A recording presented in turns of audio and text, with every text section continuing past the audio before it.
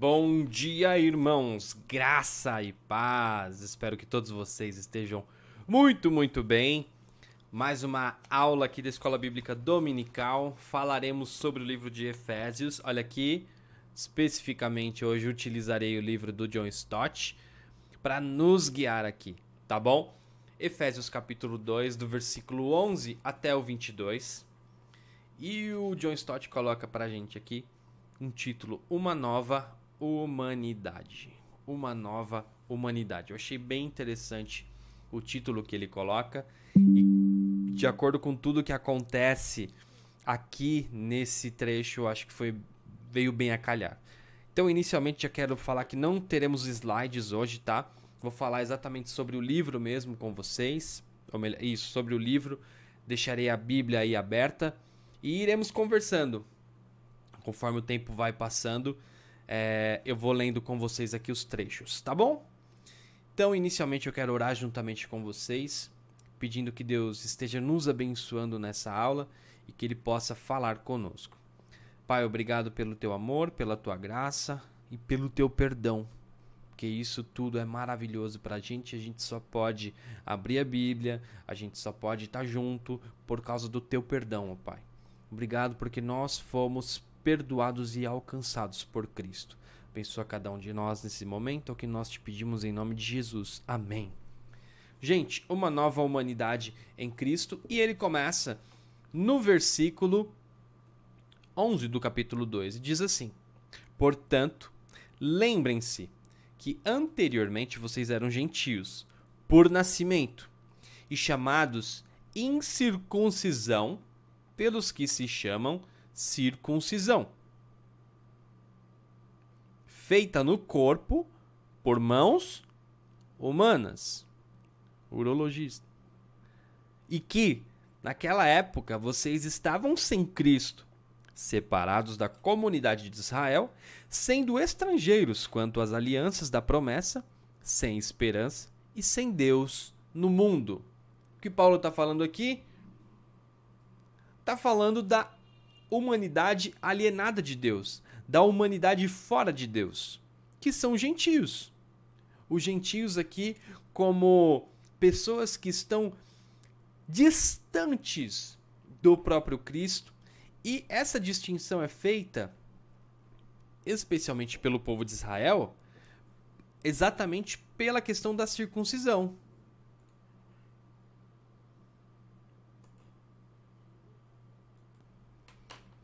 E lembrando que o apóstolo Paulo, quando ele fala da circuncisão, fala de um sinal externo de que o homem fazia parte do povo judeu ou não. E era uma aliança feita por Abraão lá no começo. E esse sinal físico, para o povo de Israel, assumia uma importância exagerada. Simplesmente, gente, era o homem que tinha fimose e o homem que não tinha fimose. Tá?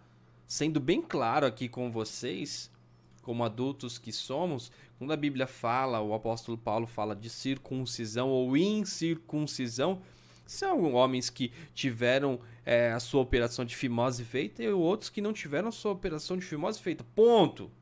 Ponto. Sejamos claros.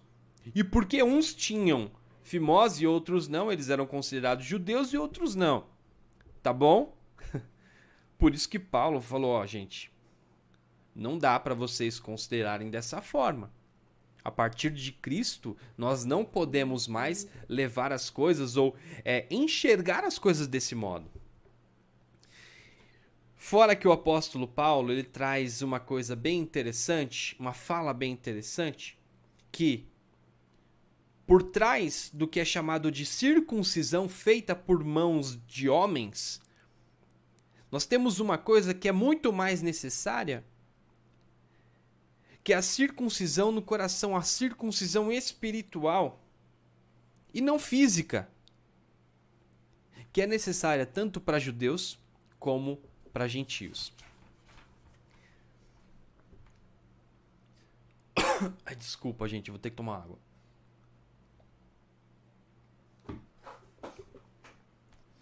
E temos aqui 4 pontos que separavam os gentios do povo de Israel e até mesmo de Cristo. Primeira coisa, eles estavam sem Cristo. Os gentios estavam sem Cristo. Isso nós estamos falando desse primeiro trecho, tá? Do capítulo 2. Segunda e terceira coisa, eles estavam separados da comunidade de Israel e, ao mesmo tempo, eles eram estrangeiros quanto às alianças que foram formadas por Deus no passado. Ou seja, a aliança que foi feita por Deus através de Abraão, em que deixou os gentios fora. É claro, Deus tinha em seus planos alcançar os gentios também, assim como alcançar toda a humanidade, mas nesse momento eles estavam fora. E aqui, a quarta e quinta, eu falei 4, mas são 5 aí deficiências dos gentios. A quarta, eles estavam sem esperança. Um povo desesperançado. E sem Deus no mundo, exatamente como Paulo coloca. E além de tudo isso, com todas essas características, eles se entregavam e se entregaram aos prazeres humanos, porque estavam fora, destituídos de Deus. E não tinham o conhecimento verdadeiro, ou melhor, o conhecimento do verdadeiro Deus, e não tinham nenhuma comunhão pessoal com Ele. Agora, gente, uma das coisas que o John Stott traz no seu livro, que eu acho muito interessante, é trazer para a nossa reflexão, para nós, para como nós éramos sem Deus. Nós éramos exatamente como os gentios. Nós éramos exatamente iguais a esse povo, sem Deus, sem Jesus, pessoas sem esperança, pessoas que não tinham o governo de Deus sobre a sua vida. É por isso que o apóstolo Paulo, ele lembra a gente aqui que a gente nunca deve esquecer de como nós éramos sem o Cristo. Nós nunca devemos nos esquecer de qual era a nossa situação antes da graça nos alcançar. Antes dessa graça nos fisgar de tal forma e nós sermos redimidos do nosso passado. Lá em Efésios 2, 13 e 14, o John Stott ele dá outro título aqui, ele coloca o retrato do Cristo pacificador. Até eu vou ler aqui o texto para vocês, depois eu vou colocar só eu na tela. Mas agora, em Cristo Jesus, que antes estavam longe, foram aproximados mediante o sangue de Cristo, pois ele é a nossa paz, o qual de ambos fez um e destruiu a barreira, o muro da inimizade. As duas metades aqui do livro de Efésios, deixa eu mudar aqui. As duas metades aqui do livro de Efésios, a primeira metade, eu vou ter que voltar na Bíblia. Porque eu tenho que mostrar para vocês esse comecinho aqui, ó. Vocês estavam mortos.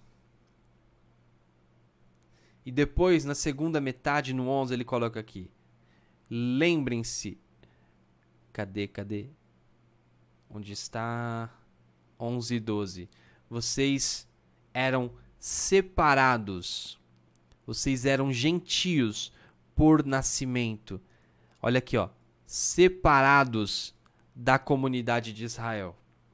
E depois desses dois casos, a gente tem uma grande inversão aqui, quando ele coloca, olha, primeiro, no comecinho aqui no versículo 4, vocês estavam mortos, porém aqui no versículo 4, todavia Deus, que é rico em misericórdia pelo grande amor com quem nos amou, deu-nos vida com Cristo. E no segundo aqui ele coloca também, que nós estávamos sem Cristo, separados da comunidade de Israel. Depois, no versículo 13 mesmo, mas agora em Cristo, vocês que antes estavam longe, foram aproximados mediante o sangue de Cristo. O sangue de Cristo nos aproxima. O sangue de Cristo nos traz para perto. O sangue de Cristo coloca-nos juntos de Deus nessa nova humanidade. Por isso que essas duas expressões, elas testemunham os dois estágios. Antes nós estávamos longe, distantes, e somos aproximados. E esse primeiro evento é o evento histórico da cruz que nos aproxima. E o segundo evento que nos deixa dentro disso tudo é a conversão em Cristo, onde nós começamos a fazer parte, ou a experiência do nosso dia a dia com Cristo. Cristo é o pacificador, ou quem fez a paz, ou quem trouxe a paz entre nós e Deus. É Ele quem colocou e fez com que nós pudéssemos ter acesso a Deus por causa do seu sangue e dessa força pacificadora.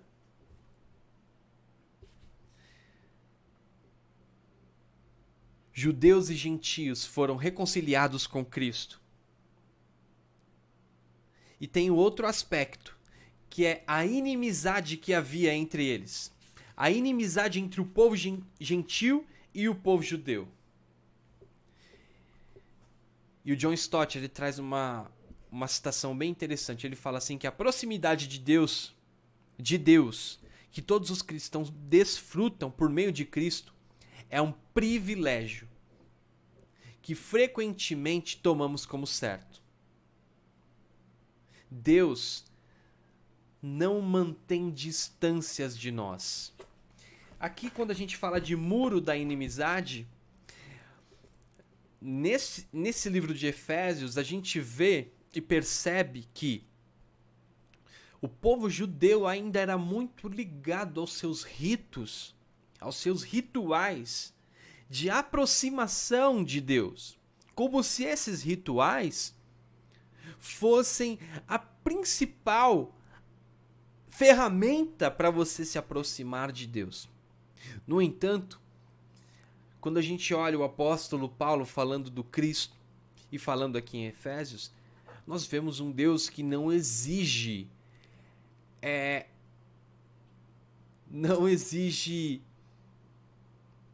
cerimoniais malucos e cerimoniais complexos para nós nos achegarmos a Ele. O sangue de Cristo nos aproxima de tal forma e nos dá esse acesso a Deus, sem qualquer ritual, sem qualquer... como é que ele coloca aqui uma palavra muito boa? Cadê? Sem qualquer ritual, sem qualquer protocolo complicado para nos achegarmos a Ele. É simples. Existe uma simplicidade quando o Cristo nos traz, quando o Cristo Ele nos chama, quando Ele nos redime, Ele retoma essa linha que havia quebrado entre nós e Deus. Essa linha é refeita através do sangue de Cristo. E isso torna o nosso relacionamento com Deus simples, sem complicações. Ah, mas você precisa orar e fazer a introdução da oração. Ah, mas você não precisa de nada. Você não precisa de nada. Apenas fale com Deus.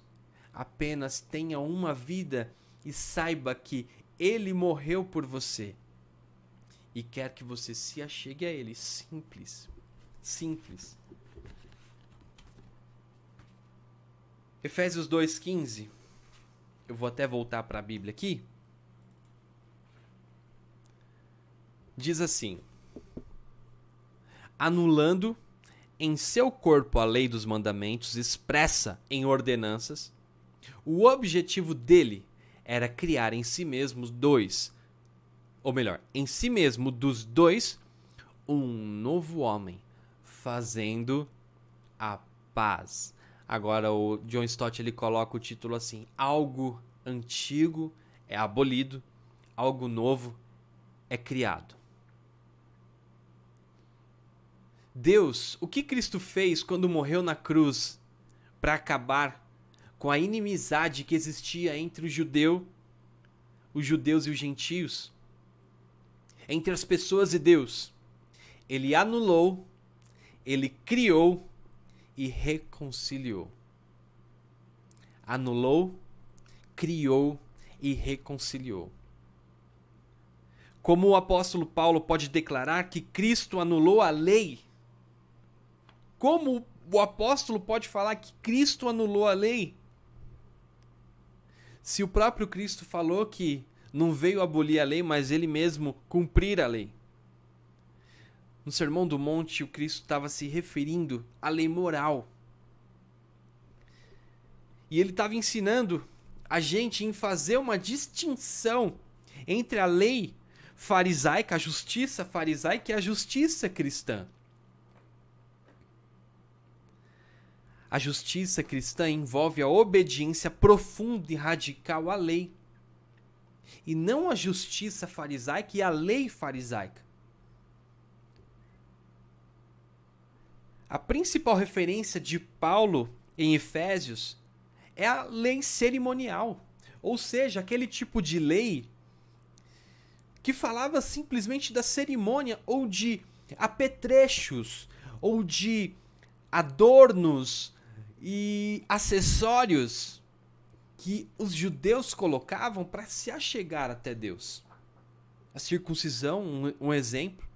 Os sacrifícios materiais, outro exemplo. As leis que tinham referências diretas ao tipo de coisa que as pessoas deveriam comer. Essas regras sobre relações sociais. E por isso que quando o Cristo morre, ele traz tudo isso em seu próprio corpo, fazendo uma referência a tudo isso. Porque na cruz ele cumpriu todo o sistema cerimonial do Antigo Testamento. Tudo aquilo que tinha que fazer, ele fez. E Jesus certamente não aboliu a lei moral como um padrão de comportamento, mas aboliu a lei moral como um meio para o acesso à salvação. O único meio de acesso à salvação é o Cristo, e somente Ele, somente por Ele, através dele. A aceitação por Deus é, portanto, mediante a fé no Cristo, crucificado, seja para judeus ou para os gentios. E essa nova humanidade, ela vem à existência e cresce por meio da união que a gente tem com o próprio Cristo. Essa nova unidade, ou melhor, essa nova humanidade, ela acaba com as diferenças que nós temos e criamos da nossa cabeça entre gêneros, entre raças, e unifica tudo. E traz tudo para o pé de igualdade, que é o pé de igualdade, e nivela tudo de acordo com a cruz. Nivela todos em um mesmo nível. Ninguém está acima de ninguém. Porque todos nós estamos debaixo da graça. E todos nós conquistamos a salvação não por nós mesmos, pelas as nossas referências, não. Mas simplesmente pelo acesso que Cristo nos dá por meio do seu sangue. Não há judeu nem grego, escravo nem livre, homem nem mulher, pois todos são um em Cristo. Gálatas 3, 28. A desigualdade diante de Deus é abolida. E agora dá lugar a uma nova unidade em Cristo. Continuando, lá em Efésios 2, 16 ao 18, eu vou até abaixar um pouquinho mais aqui a Bíblia para vocês conseguirem acompanhar comigo. Aí, ó. Diz assim. Primeiro título que o John Stott coloca aqui é bem legal também. Paz e acesso. E reconciliar com Deus os dois em um corpo, por meio da cruz, pela qual ele destruiu a inimizade. Ele veio e anunciou paz a vocês que estavam longe, e paz aos que estavam perto. Pois, por meio dele, tanto nós como vocês temos acesso ao Pai, por um só Espírito. Através do Cristo, essa relação entre Deus e os homens, a ira de Deus em relação ao pecado do ser humano, ela foi apaziguada. Cristo coloca a paz diante disso tudo. Somente o Cristo, através do seu sangue, através da sua morte, morrendo como um cordeiro, ele traz paz e retoma e restabelece a nossa ligação com Deus. E embora a reconciliação seja um fato, o acesso a Deus é o relacionamento contínuo ao qual essa reconciliação conduz a gente. Hoje em dia, a visão da igreja, a visão que nós temos e a visão histórica, é uma igreja que não promove a paz. Nós muitas vezes somos pessoas que temos dificuldade em reconciliar e nos reconciliarmos com as pessoas. E quando o Cristo traz e ele se entrega para que a paz seja estabelecida, o próprio Deus, que teria motivos para continuar se irando, através do Cristo, é uma paz estabelecida. E o John Stott traz um ponto bem interessante, onde a igreja deveria se posicionar melhor como um portador da mensagem da paz. Um portador, a portadora da mensagem pacificadora do Cristo. E ele traz como algo urgente. Ele diz assim: será que algo é mais urgente hoje do que o fato de que a igreja deveria ser o que, por propósito de Deus e realização de Cristo, já é uma nova humanidade única, um modelo de comunidade humana, uma família de irmãos e irmãs reconciliados que amam seu Pai e amam uns aos outros, a evidente morada de Deus pelo seu Espírito? Será que a igreja não deveria ser isso? Só então o mundo crerá em Cristo como pacificador, quando a igreja for desse jeito, quando eu e você formos desse jeito.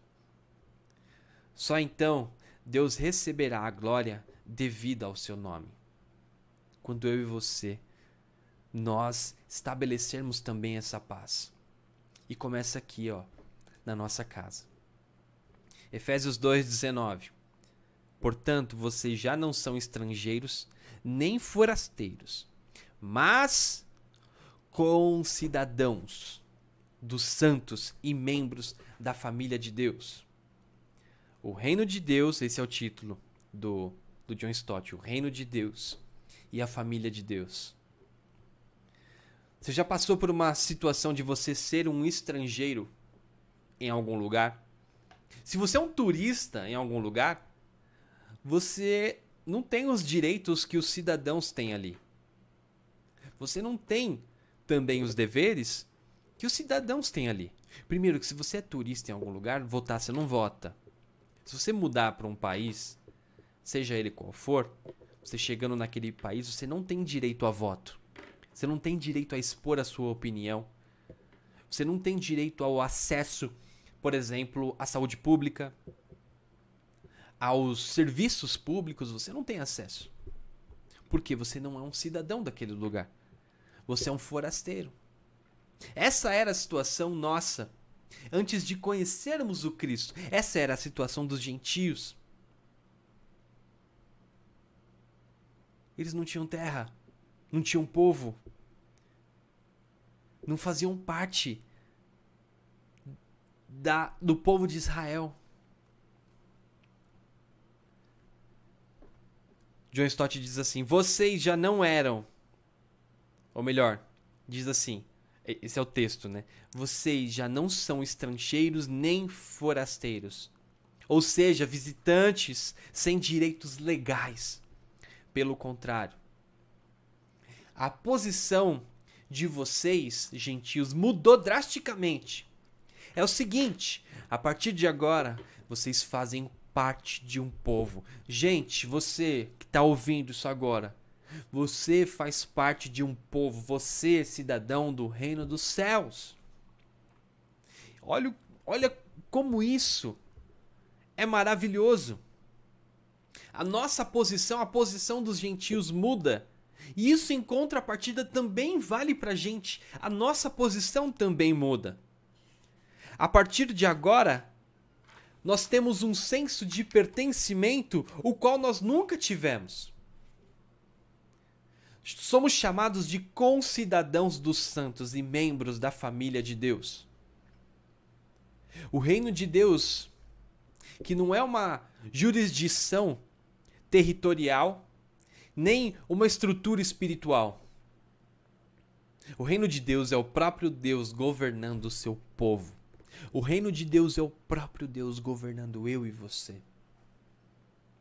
E dando todos os privilégios que nos cabem e responsabilidades também que esse governo implica.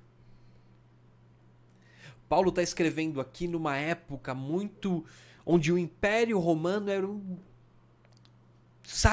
em plena ascensão, em pleno auge, domínio, esplendor, onde todos os cidadãos do mundo olhavam para esse reino e queriam fazer parte do Império Romano também, porque era um império que conquistava, era um império que tomava as coisas, era um império riquíssimo. E Paulo, quando escreve isso para o povo de Efésios, ele está dizendo assim, ó, vocês veem o Império Romano, mas o que Cristo traz para vocês é vocês serem cidadãos do reino dos céus, que é algo infinitamente maior, que é o próprio Deus governando as nossas vidas. Aleluia! E esse reino não judeu, nem romano, mas internacional e interracial, como algo mais magnífico e mais duradouro do que qualquer outro império terreno. E ele se alegra com essa cidadania, mais do que com a sua cidadania romana. Paulo também traz uma outra imagem para ilustrar. E ele fala também da família de Deus. E quando ele fala da família de Deus, nesse caso em específico, ele está falando sobre fraternidade, sobre o relacionamento entre os irmãos. Mais para frente ele vai falar um pouco sobre a paternidade de Deus.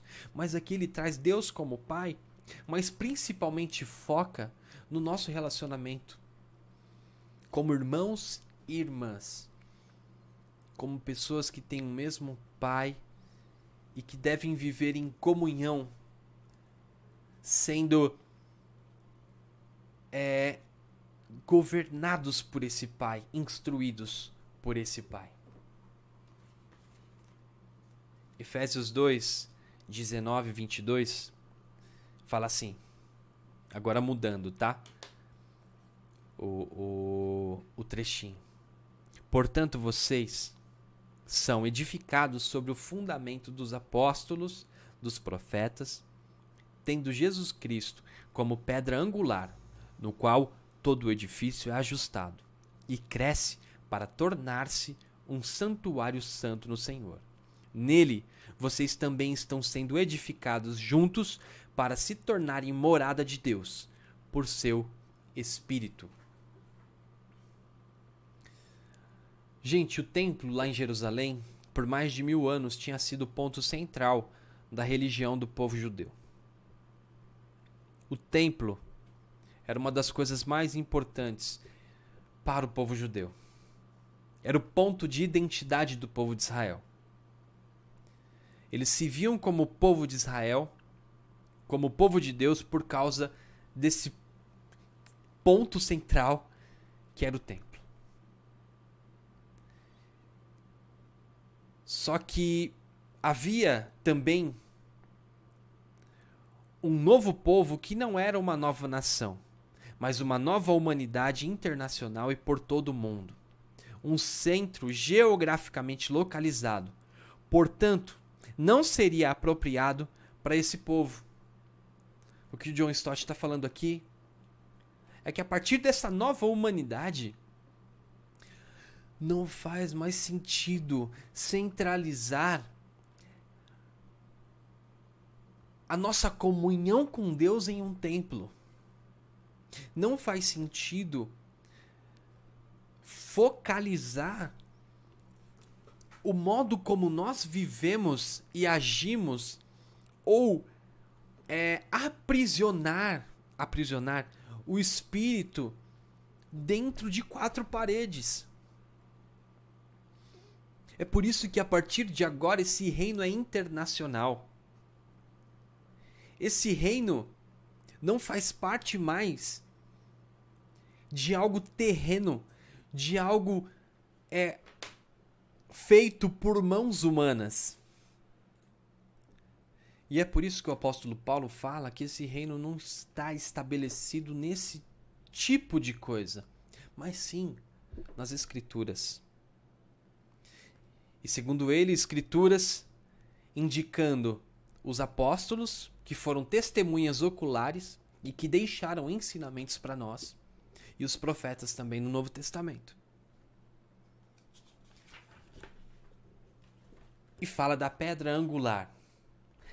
A pedra angular é também de importância fundamental para um edifício.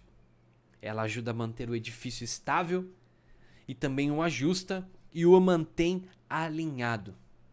E sabe qual é a pedra angular do novo templo? É o próprio Cristo. O próprio Jesus é a pedra angular que mantém esse templo vivo. Esse templo é estabelecido de pé, imponente, porque ele é a pedra angular. E qual é o propósito desse templo?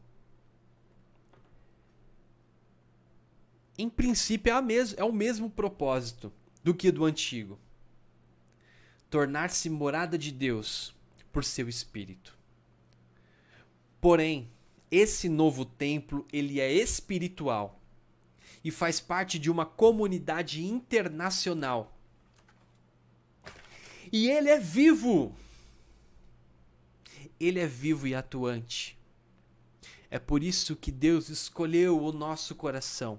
É por isso que nós, mesmo sendo pessoas falhas, pessoas que erram, pessoas que cometem, que tropeçam, mesmo assim, nós ainda somos o templo do Espírito Santo. Não porque a gente consegue dar a volta por cima. Não tem nada a ver. Mas porque o Cristo morreu por nós e ele se fez pedra angular desse templo, que é o nosso coração. E nós fazemos parte de uma comunidade viva, onde esse Cristo é atuante internacionalmente. E em todos, se move em todos nós. E, gente, essa é a nossa aula. Essa nova humanidade em Cristo faz parte e tem a ver comigo e com você. Com você e comigo. Essa nova humanidade em Cristo nos move a cada dia mais sermos pessoas que agem de acordo com essa nova humanidade. Sem questões protocolares ou questões que tenham a ver com... como é que eu vou falar a palavra? Apetrechos ou acessórios ou cerimônias, essa é a palavra.